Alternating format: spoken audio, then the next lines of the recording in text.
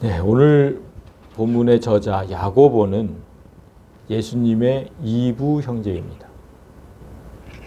예수님은 어머니 마리아에게서 태어났지만 씨는 아버지 요셉이 아니라 하나님의 씨로 태어났습니다. 예수님이 태어난 후에 요셉과 마리아가 결혼을 했고 자녀들이 태어났죠. 그래서 예수님과 형제들은 어머니는 같지만 아버지는 다른 이부 형제입니다. 그런데 성경을 보면 예수님의 그 이부 형제들이 처음엔 모두 예수님을 그리스도로 여기지 않았고 미쳤다고 생각했고 또 그렇게 미워했습니다. 오늘 본문을 기록한 야고보는 예수님 바로 밑에 동생으로 이부 형제 중에는 맏이었어요. 그래서 형에 대한 반감이 가장 컸던 인물입니다.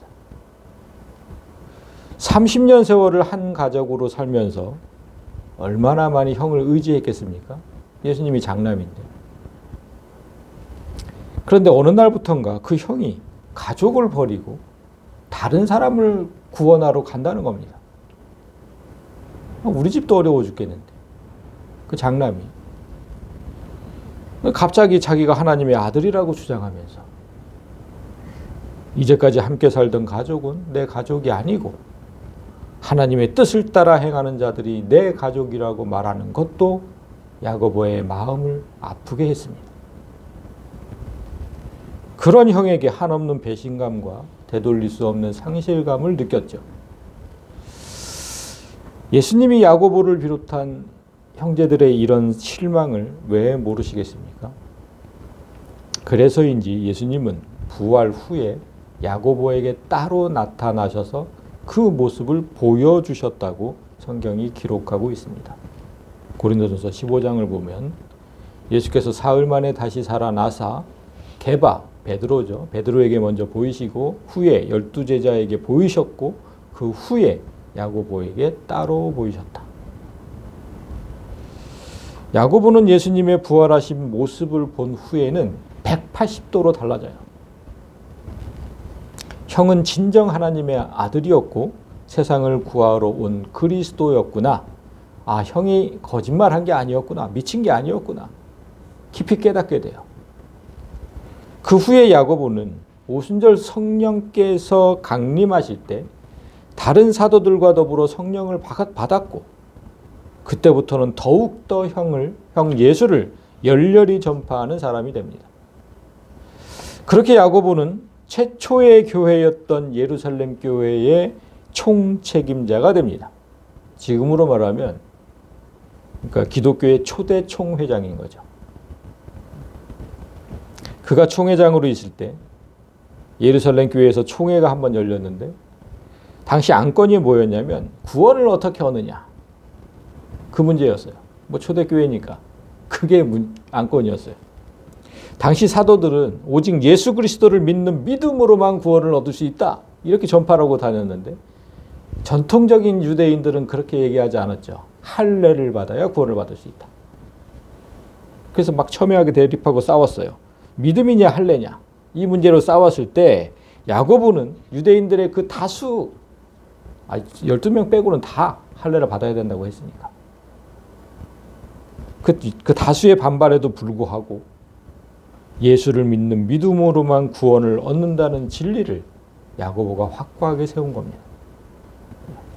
야고보가 그래서 이 야고보서라는 이 서신을 쓸 때 그 첫 문장을 보면 예수를 향한 그 확실한 고백부터 드러나요.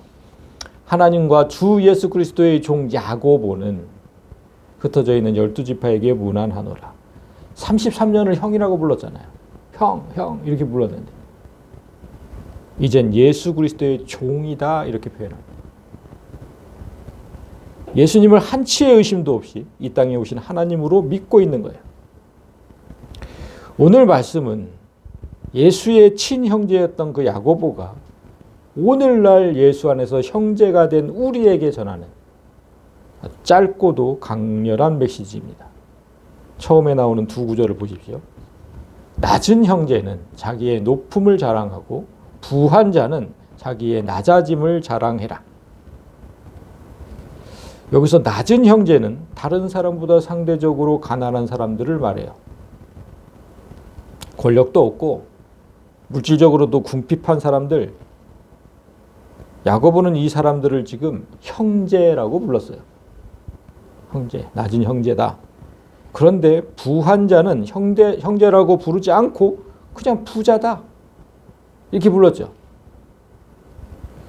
낮은 자는 예수 그리스도의 형제로, 부한 자는 낮은 자보다 한 단계 낮은 지위로 부른 격입니다. 야고보가 왜 이렇게 구분을 했는지 5장을 보면 이해가 돼요. 5장 1절을 잠시 봅니다. 들으라 부한 자들아, 너희에게 임할 고생으로 말미암아 울고 통곡해라.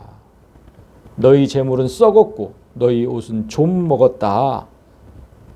여러분, 재물이 썩고 좀 먹는 이유가 뭡니까? 왜 썩어요? 쓰지 않아서 그래요. 그냥 쌓아만 둬서. 교회 안에는 재물이 넉넉한 부자가 있고 가난한 사람도 있죠. 어느 교회나 다 섞여 있습니다. 가난한 사람들의 어려움은 겪어보지 않은 사람은 이해할 수가 없어요. 헐벗고 굶주리면 면역력이 떨어지죠, 먼저. 그래서 각종 질병에 노출되기도 쉬워요. 그런 사람들이 교회 안에 있었고 그들이 고통받는 걸 보면서도 부자들은 좀처럼 돈을 쓰지 않았습니다. 돈을 벌기는 해도 좀처럼 쓰지 않아야 부자가 될 수 있죠. 부자는 그렇게 되는 거잖아요. 그래서 쓰지 않아요. 야고보는 그런 자들을 보면서 장차 당할 고통을 생각하면서 울고 통곡하라고 말합니다. 그건 예수님께 용납할 수가 없어요. 예수님께서. 그런 자들은. 그리고 그래서 정신을 차리라고 말하죠. 이렇게. 너희 금과 은은 녹이 슬었으니 이 녹이 너희에게 증거가 되며 불같이 너희 살을 먹으리라. 너희가 말세에 재물을 쌓았도다. 말세! 이제 곧 예수님이 오실 텐데 어쩌려고 그러냐는 겁니다. 지금 부자들한테. 어쩌려고 그러냐. 이제 곧 오실 텐데. 쓰지 않고 쌓아둬서 녹이 쓴 재산은 너희가 심판받는 증거가 될 것이다. 그리고 그들이 부자가 된 또 다른 이유를 4절에서 명확하게 지적합니다. 보라, 너희 밭에서 추수한 품꾼에게 주지 아니한 삭시 소리 지르며 그 추수한 자의 우는 소리가 만군의 주의 귀에 들렸느니라. 가난한 자들을 일꾼으로 부려먹고도 그 삭시를 주지 않았다는 거예요. 그래야 부자가 되죠. 가난한 자들은 하루 벌어서 하루 먹고 사는 자들이잖아요. 그런 돈을 갈취해서 부자가 된 거예요. 그러니까 너희가 땅에서 사치하고 방종하여 살육의 날에 너희 마음을 살찌게 하였다. 가난한 자들이야 어떻게 되든 죽든가 말든가. 사치스러운 생활과 쾌락을 즐겼다. 그래서 살육의 날에 너희 마음을 살찌웠다. 이렇게 표현을 했는데, 그러니까 예수께서 강림하시는 날 그들은 도살장에 끌려가는 짐승의 신세가 될 텐데 그런 사실도 모르고 마냥 자기 마음을 기쁘게 했다는 거예요. 얼마나 어리석은 겁니까? 살육의 날, 지들이 죽는 날, 도살당하는 날.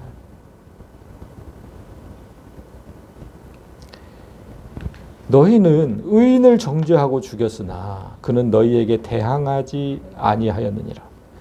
야고보는 지금 가난한 자들을 의인이라고 부르고 있습니다. 성경에서 의인은 하나님의 자녀를 뜻해요.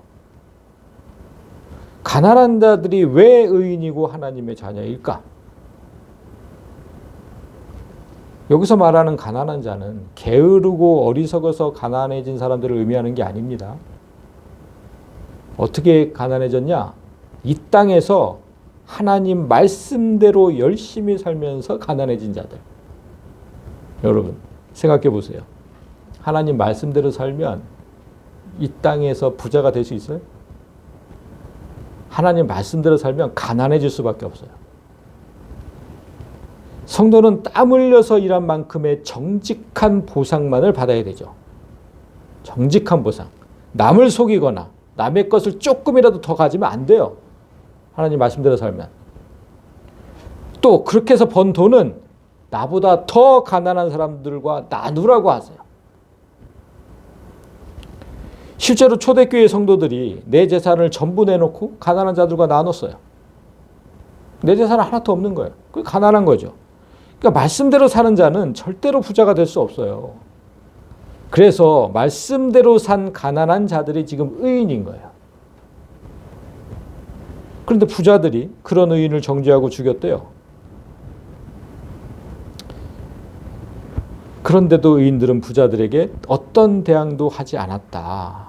왜냐하면 이 땅은 그들의 세상이기 때문에. 부자들의 세상, 이 땅은. 우리는 천국 시민권을 가진 사람들이에요.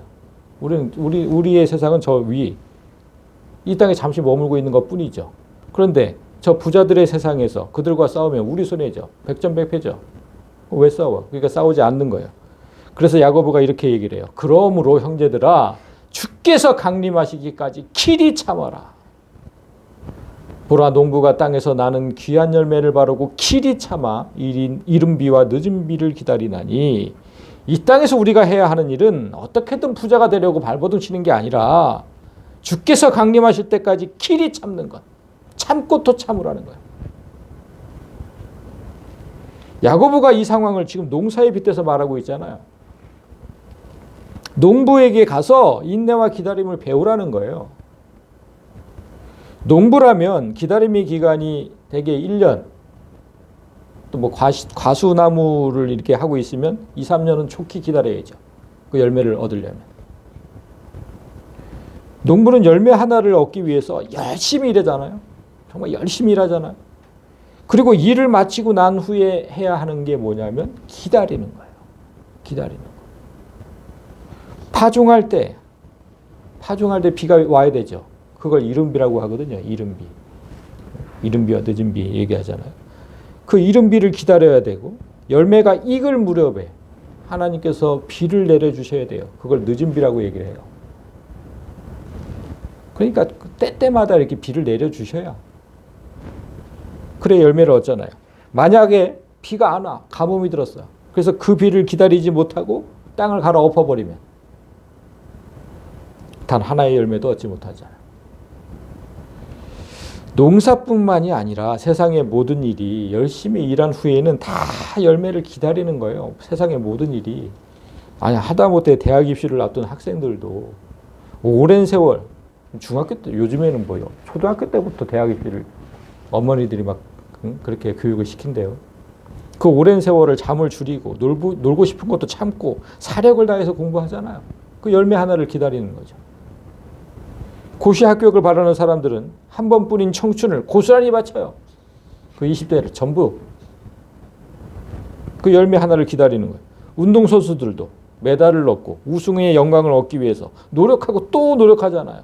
땅의 열매를 얻으려고 할 때도 이렇게 성실히 일하고 열매를 기다리는 인내가 필요한데, 하물며 영생의 열매를 원한다면 그 성실함과 인내가 얼마나 필요하겠느냐. 그걸 배우라는 거예요. 우리가 얼마나 참고 참아야 되겠느냐. 8절에도 그래서 얘기를 해요. 너희도 이처럼 길이 참고 마음을 굳건하게 하라. 주의 강림이 가까웠다. 야고보가 지금 길이 참으라는 말을 이렇게 3번이나 했잖아요. 3번. 3번이나 하면 주의 강림이 가까웠기 때문에 3번이나 강조하는 거예요. 야고보서는 신약성경 27권이죠. 그 27권 중에서 제일 첫 번째로 기록된 책이에요. 그 말이 무슨 뜻이겠습니까? 이제 갓 탄생한 교회와 성도들에게 그 누구보다도 급히 전할 말이 있었다는 거잖아요. 그러니까 제일 먼저 쓴 거죠, 편지를. 교회는 이제 막 탄생했기 때문에 그 뿌리가 약하고 성도들의 믿음은 어린아이와 같은 수준이에요. 이제 막 1년, 2년 된 성도들 보세요. 얼마나 어린아이와 같은 신앙입니까? 그런데 야고보서가 기록될 당시는 기독교인들을 향한 네로 황제의 그 박해와 권력자들의 횡포가 크게 달했던 시기거든요. 그 박해를 피해서 기독교인들이 고국을 떠나서 뿔뿔이 흩어졌어요. 자, 그럼 생각해 보세요. 초대교회의 수장이었던 야고보의 마음이 얼마나 애가 탔겠습니까? 그래서 또 참으라고 긴급하게 편지를 쓴 건데, 그런데 그가 흩어진 성도들에게 편지를 쓰면서 처음으로 한 말은 참으라는 말보다 환난을 당할 때 오히려 기뻐하라는 말이었어요. 그 1장 2절부터 딱, 내 형제들아 너희가 여러 가지 시험을 당하거든 온전히 기쁘게 여겨라. 여러 가지 시험, 그러니까 예수를 믿어서 내 목숨이 지금 위태롭게 됐어. 우린 지금 그런 게 없지만 그 당시엔 그랬거든요. 예수를 믿으면 죽여야 돼. 그리고 당시 큰 기근으로 삶도 어려웠어요. 그런 상황에서 고향도 떠나서 낯선 땅으로 또 가야 돼. 여러분, 믿음의 뿌리가 약한 성도들이 예수를 믿었다는 이유로 여러 가지 그런 환난을 당하면 신앙을 버리기 쉽다는 건 여러분이 더 잘 아시잖아요.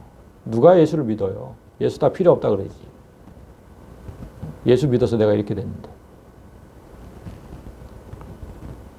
그런데 야고보가 이런 성도들에게 그 환난을 만나면 기뻐하래요. 기뻐해야 하는 이유는 내 안에 참는 것, 인내가 생기기 때문이다.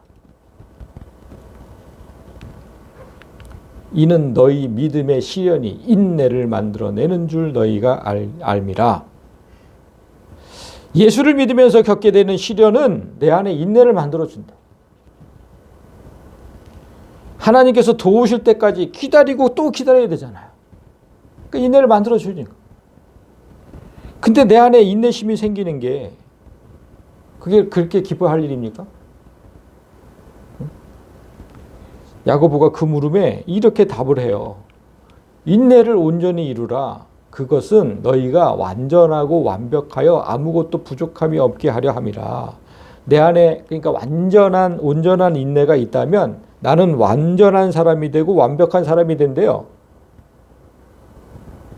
무슨 뜻이냐? 구원을 얻는데 완전하고 완벽한 사람이 된다는 뜻이에요. 구원을 얻기에는 부족함이 없게 된다. 예수를 믿으면 구원을 얻잖아요. 그런데 하늘 시민권을 가지고 저 하늘나라로 갈 때 인내라는 요소는 필수 요소라는 거예요. 그 누구도 인내하지 않고는 갈 수 없다는 뜻이에요. 다 포기하잖아요. 교회 안 나오고 다 포기하잖아. 그래서 5장 11절에 이렇게 얘기를 했어요. 보라, 인내하는 자를 우리가 복되다 했다. 그 사람이 복된 사람이다.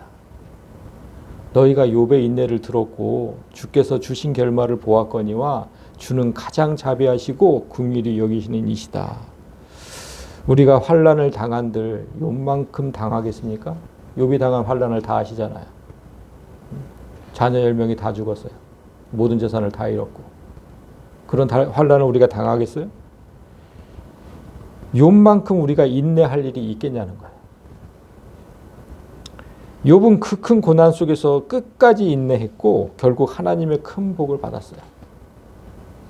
욥의 결말을 보았다면 그와 똑같이 행하실 하나님을 기다려야죠. 우리에게도 똑같이 행하신다니까. 주는 가장 자비하시고 긍휼히 여기신 이시다. 예수님은 이 땅에 계실 때 힘없고 가난한 자들의 친구였다. 그게 성경에 기록되어 있잖아요. 야고보가 말하는 낮은 자의 형제셨어요. 예수님은. 그러나 소위 부한자들은 그런 예수님을 비난하고 정죄하다가 결국 죽였죠. 부한자들이 죽인 거예요. 야고보는 그런 모습을 똑똑히 목격을 했고 예수에게 부한자는 원수라는 사실을 깨달았어요.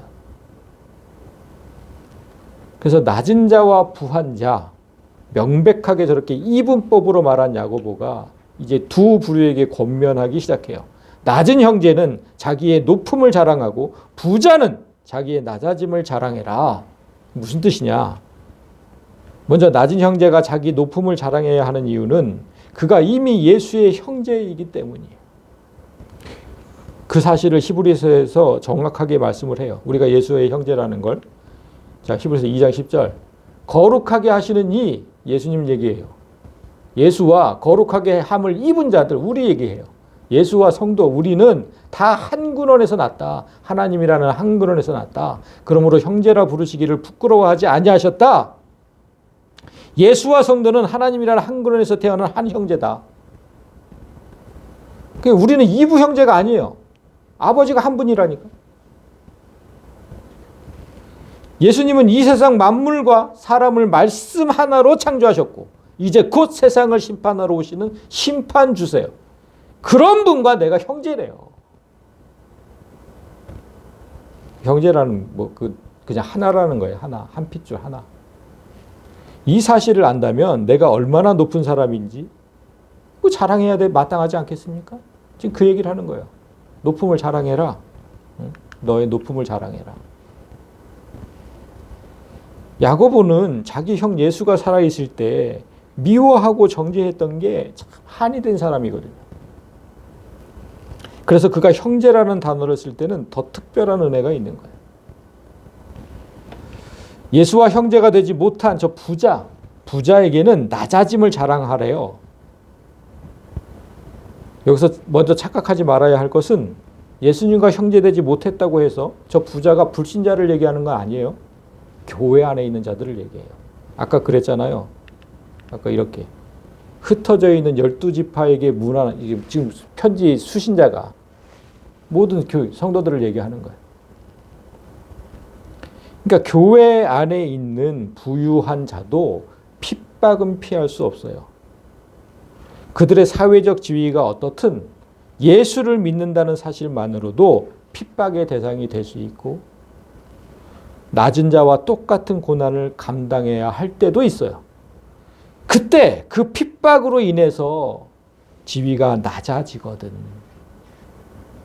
예수님을 원망하지 말고 기뻐하라는 겁니다. 그 낮아짐으로 인해서 내 안에 인내가 생기고 구원을 얻는다면 어찌 기뻐할 일이 아니겠느냐. 부한 자는 자기의 낮아짐을 자랑해라. 그러니까 야고보의 말을 정리하면 이렇게 돼요.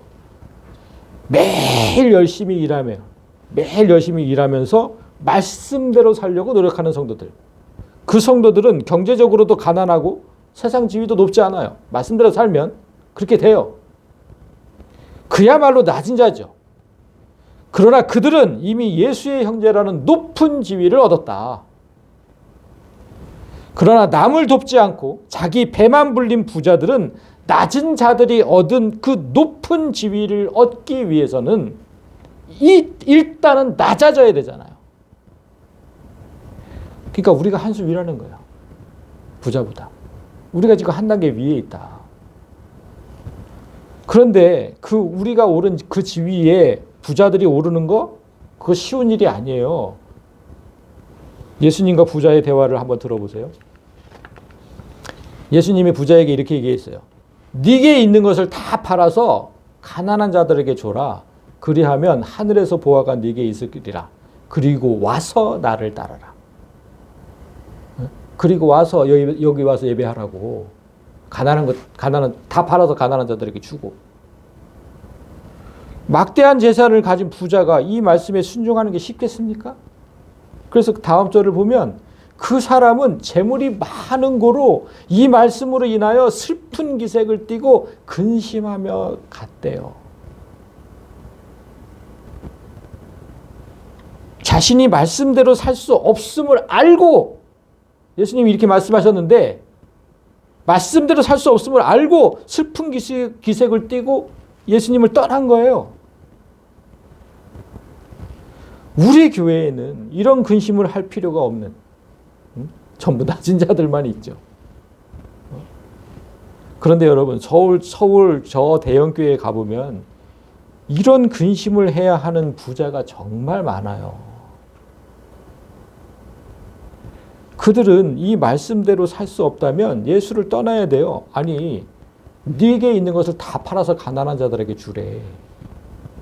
그렇게 할 수 있는 사람들이 있을까요? 서울에 있는 부자들이? 이 말씀대로 할 수 없으면 예수를 떠나야 돼요. 근심하며 떠났다. 따라서 우리는 그런 근심할 필요가 없으니까 우리가 비록 지금 당하는 어려움이 있고 인내해야 하는 상황이 많다 하더라도 슬퍼하거나 기죽지 마세요. 우리가 부자보다 한 단계 위라는 사실을 기억하시고, 돈 많은 저들은 언제 우리가 오른 이 지위에 오르게 될지 진짜 불쌍하게 여기면서 기도해야 됩니다. 그들은 멀었어요. 아직 멀었어요. 요즘 TV를 보면 재벌들이 자주 화면에 나오더라고요. 대통령하고 뭐 이렇게 회동하는 모습들도 보이고 자주 나와요. 그런데 제가 이 말씀을 묵상하고서 이제 그들을 보니까 그들이 그렇게 불쌍하게 보여요. 이거 하겠어요, 그들이? 진짜 부러운 게 아니라 불쌍하게 보이더라니까. 그들의 재산은 몇 천억을 뛰어넘어 조 단위까지 이르러요. 우리나라 재벌들. 그걸 어떻게 다 팔아서 가난한 자들에게 줍니까? 지난 주일 정부는 전 국민에게 민생지원금을 지급하겠다고 발표했어요. 개인별 소득 수준에 따라서 다소 차이는 있지만 만약 평균적으로 25만 원씩 전 국민에게 지원한다고 가정했을 때 드는 비용이 12조 5천억이래요. 그런데 여러분, 우리나라 재벌 중 재산 1위, 그분의 자산이 얼마인 줄 아세요? 16조랍니다. 그 한 사람이 전 국민에게 25만 원씩 준다고 해도 3조 5천억이 남아요. 3조 5천억이면 여러분 하루도 빠짐없이 1억씩 써야 100년을 써요. 여러분 하루에 1억씩 쓸 수 있어요? 빠짐없이? 그거 못 써요. 어떻게 써 1억을. 하루도 빠짐없이. 근데 그렇게 써서 100년을 써야지 돼. 3조 5천억이면. 이번에 지급되는 민생지원금은 나라에 여윳돈이 있어서 주는 게 아니에요. 나라가 빚을 얻어서 주는 거거든요. 그게 걱정이죠. 그리고 이 돈이 그렇게 집행됐을 때 정부의 빚이 1,300조 원에 육박하게 된답니다. 그런데도 지금 경기가 워낙 안 좋다 보니까 정부가 출혈을 감수하고 결정한 것인데 이 땅의 부자들은 그 고통에 참여하지 않아요. 그들이 지금 민생지원금을 주어도 많은 재산인들이 남을 텐데 그들은 이 일에 무관심하고 오히려 이번에 뭐 정부에게서 15만 원씩 받게 된대. 그들도 15만 원씩 받게 된대. 상위 10%는 15만 원씩. 그러니까 예수님께서 부자가 천국에 들어가는 일은 낙타가 바늘귀로 들어가는 것보다 더 어렵다고 하신 말씀이 이해가 돼요. 이해가 돼요. 부자들은 그들의 부가 영원하지 않다는 사실을 몰라요. 오늘 10절 말씀을 보세요. 부한 자는 자기의 낮아짐을 자랑할지니 해놓고 이는 그가 풀의 꽃과 같이 지나가기 때문이다. 그 부유함이 해가 돋고 뜨거운 바람이 불어 풀을 말리면 꽃이 떨어져 그 모양의 아름다움이 없어지나니 부한 자도 그 행하는 일에 이와 같이 세잔하리라. 지난주에 제가 왜 그 음지에서 키워야 하는 그 화분을 밖에 내놨다가 잎이 다 태양에 마르고 타버린 일이 있었잖아요. 너무나 풍성하고 싱그러웠던 그 화초의 잎이 한번 마르고 타버리니까 되살릴 길이 없어요. 이건 뭐 되살아나질 않아. 모양이 너무나 흉한 잎들을 제가 다 잘라낸 거예요, 그나마. 그리고 들여놨는데 처음 모양으로 돌아가지 않더라고요. 야고보가 비유한 저 해가 돋고 뜨거운 바람이 부는 날은 심판의 날을 의미해요. 많은 돈과 권력을 가진 부자는 이 땅에서만 아름답지 심판의 날이 되면 뜨거운 불에 다 녹아서 없어져요. 다 타버릴 거예요. 그게 성경에 기록되어 있어요. 그리고 그렇게 화려했던 영광은 다 떨어져 버릴 거예요. 그들이 몇십 년을 부와 권력을 누리겠지만 이 땅에서 아무리 긴 시간이라도 영원이라는 시간 앞에서는 그저 하룻밤에 불과하죠. 오늘 피었다가 내일 지는 풀의 꽃과 다를 바가 없다는 거예요. 그러니까 정신 차리라는 거예요. 그것 때문에 영원을 놓치겠느냐. 잠깐 부하게 살려고. 그래서 오늘 본문 바로 앞을 보면 여러분 두 마음을 품은 성도들이 나와요. 두 마음을 품어서. 이런 사람은 무엇이든지 죽게 얻기를 생각하지 말라. 어떤 사람? 두 마음을 품은 사람들. 그 사람들은 뭐든지 죽게 얻기를 생각하지 말래요. 왜냐하면 모든 일에 정함이 없기 때문에. 그러니까 두 마음을 품었다는 건 예수와 물질 두 군데 모두 마음이 있다는 거예요. 그런 사람은 무엇이든지 죽게 얻기를 생각하지 마라.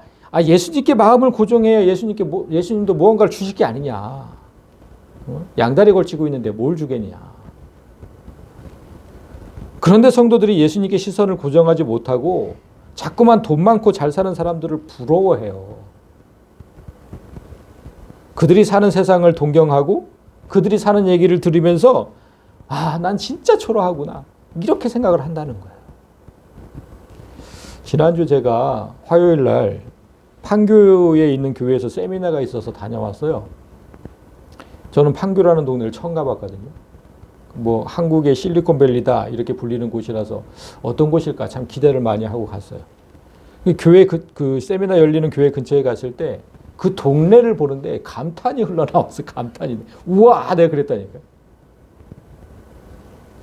우리가 사는 동네는 완전히 달라요. 그냥 저 북유럽의 부유촌을 보는 것처럼 길도 그냥 번듯번듯하고 그냥 쫙쫙 나와 있고 집들은 얼마나 으리으리한지. 와, 이런 동네가 다 있네, 우리나라에. 내가 그랬다니까요. 근데 그 세미나가 열리는 교회가 더 우아했죠. 우리 교회가 그럼 완전히 차원이 다르니까. 우리 교회가 속한 노회, 그 동서울 노회인데, 동서울 노회는 한국에서 가장 부유한 교회들이 다 속해 있는 노회예요. 사랑의 교회부터 시작해서 충영교회 아무튼 부유한 교회들은 다 속해 있는 노회, 우리 노회가. 그래서 제가 회의에 참석할 때마다 보는 교회들은 입이 떡떡 벌어진다니까. 와, 어떻게 이렇게 지어놨을까? 진짜 휘황찬란해요. 나는 죽을 때까지 이런 교회에서 목회는 못 해보겠구나 이렇게 생각이 들면 한없이 나 자신이 초라해지죠. 그런데 제가 이런다면 성도들은 안 그러겠습니까? 다 똑같죠. 우리는 이미 가장 좋은 곳을 가졌는데 세상의 높음이나 재물과는 비교할 수 없는 자랑거리가 나한테 있는데도 그것을 자랑하지 못하고 자꾸만 바보처럼 위축된다는 거예요. 그 물질을 보면. 나도 모르는 사이에 하나님은 뒤에 두고 만몬이라는 물질의 신을 추앙하고 있었던 거죠. 오늘 예수의 형제였던 야고보가 가장 귀한 게 뭐라 그랬냐면 예수의 형제가 된 나 자신이다. 이렇게 얘기를 했어요. 낮은 자와 함께 하시는 하나님, 낮은 자를 높이시는 하나님께서 내 안에 계심을 소리 높여 자랑해라. 왜 물질을 부러워하냐. 이 일로 인해서 여러분에게 마지막으로 당부할 게 있는데요. TV 기독교 방송이나 인터넷을 이렇게 보시면 성도들이 나와서 간증하는 거 많이 보이죠? 무슨 다니엘 기도회니 이런 데 보면 진짜 간증 많이 하잖아요. 거기에 너무 빠지지 말라는 거예요. 그 간증에. 간증이라는 이름으로 얘기하는 걸 들어보면 거의 모두 다가 물질의 복과 명예의 복을 받았던 걸 간증해요. 그걸 간증이라는 이름으로 해요. 어려웠던 사업이 기도로 기도하니까 성공하게 되었고 물질이 너무너무 필요했는데 기도하니까 들어주셨고 자녀들을 좋은 대학에 합격하게 해주셨고 사회적으로 명성이 높은 직위에 오르게 되었고 이런 것들을 간증이라면서 말하고 있어요. 제가 몇 번 들었어요. 몇 번. 그중에 제가 들은 것 중에 가장 웃긴 게 뭐였냐면 어떤 여지사님의 아들이 서울대 의대를 나왔대요. 그래서 기도를 했대요. 아들의 수준에 맞는 며느리를 달라고. 그 며느리가 인류대학 출신이고 병원을 차려줄 수 있는 재력가의 딸이었으면 좋겠다. 그걸 두고 간절히 기도했는데 하나님께서 그 기도를 들어주셨대요. 그걸 간증이라고 하고 앉았어요. 이 강단에 서가지고 하나님 말씀을 전하는 이 강단에 서가지고 그게 하나님의 은혜를 증언하는 겁니까? 그건 간증이 아니라 그냥 자기 자랑이에요. 그 누구도 부자로 살던 내가 하나님 말씀을 듣고 가난한 사람과 전 재산을 나누고 진정한 예수의 형제가 되었다고 간증하는 걸 보지를 못했어요. 내가 단 한 번도. 예배 시간에 그런 걸 간증이라고 소개하는 교회를 보면 진짜 걱정이 돼요. 거기서 무슨 하나님의 말씀이 선포될까? 사업에 실패한 형제, 대학에 아깝게 떨어진 형제, 좋은 직장을 얻지 못해서 낭망하고 있는 형제, 가난하고 못 배운 사람들은 다 하나님의 저주를 받은 사람들입니까? 그렇게 간증하면 어떻게 해요? 그러니까 그런 간증은 듣지도 말고 혹시나 듣게 되더라도 시험 들지 마시고 흔들리지 마세요. 그건 부러워할 게 전혀 없는 것인데, 정말 부러워할 게 없는 것인데 부럽다고 잘못 생각하게 만드는 미혹의 영이 내게 임한 겁니다.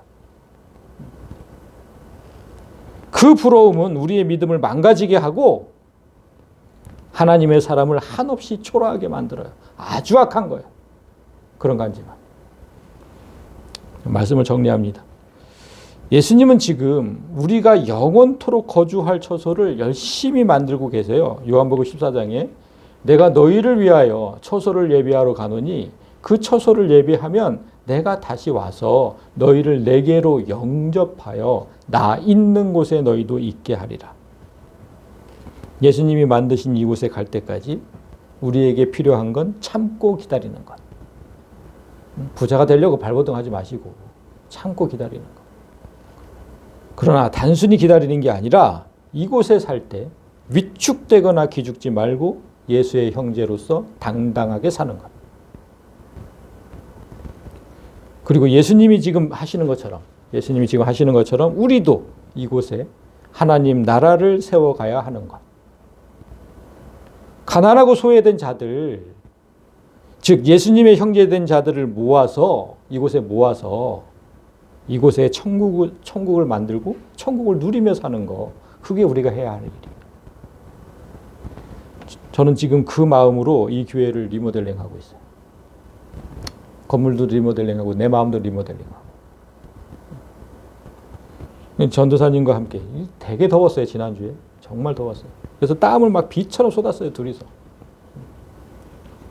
그렇게 쏟으면서도 이것이 진정 낮은 자들의 천국이 되고 부유한 자들을 깨우치는 진리의 전당이 되기를 기도하면서 일했어요.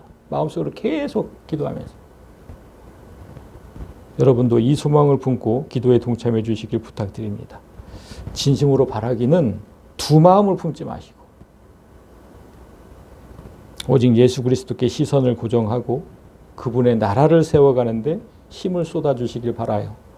여러분은 모두 낮은 자임을 기억하고 한 영혼이라도 더 구원하고 그들과 함께 예수의 형제로 영원히 살아가는 복된 교회가 되기를 주님의 이름으로 간절히 소망합니다. 우리 찬